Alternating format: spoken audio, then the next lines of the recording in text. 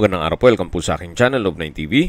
Patalasasan po, meron po ba kayong mga properties na napapapayaan or non-performing assets? Plan nyo ibenta, pero wala kayong oras sa pagbenta nito.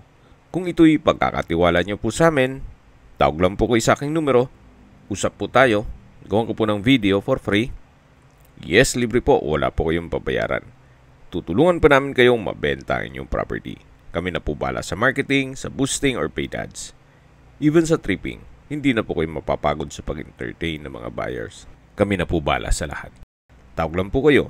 Nandito po tayo ngayon sa Bataan, kung saan meron po tayong bagong video presentation. Isang palaisdaan o fish pond. May total lot area po ito na 4 hectares. Ito po'y titulado, kaya wala po kayong maging problema sa documentation o sa transfer ng title. Dito po sa loob ng 4 hectares ay meron pong 5 fish pond at sa ngayon pinapaupahan po ni owner.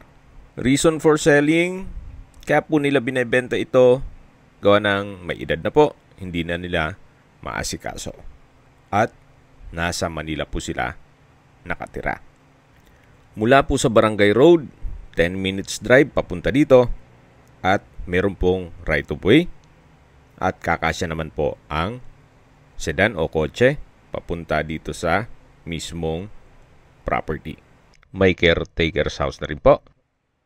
Kaya sa mga naghahanap po ng isang palaisdaan at kung ito yung negosyo ninyo, gusto mag-expand dito sa area ng Bataan, ito na po yung hinahanap nyo.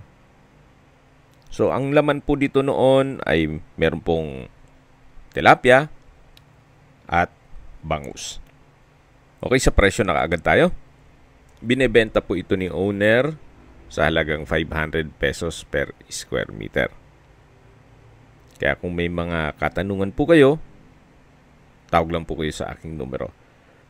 Pakiabangan na lang po sa aking main YouTube channel na Love9 TV Official ang full video presentation ito. So, i-schedule po natin ang video shoot. Nag-iipon lang kami ng mga ibang properties sa Bataan para maisabay na ito. Okay, recap lang po sa mga nag-skip ng video. Ito pong palaisdaan o fish pond ay nasa Bataan at may total lot area na 4 hectares. Titulado, kaya wala po kayong maging problema sa documentation o sa transfer. At binebenta po ito sa murang halaga na 500 pesos per square meter. Mula po Barangay Road, 10 minutes drive po papunta dito. Meron din pong right of way. At kakasya po ang kotse o sedan hanggang dito sa mismong property. At kung sakali man po na interesado kayo, pwede naman po kayong i-assist ni owner papunta sa mismong property at para makausap nyo rin sila. Direct na po kayong magkipag-usap sa kanila. Wala na pong ibang dadaanan. Salamat po sa panonood sa aking mga videos. Ingat po kayo lagi.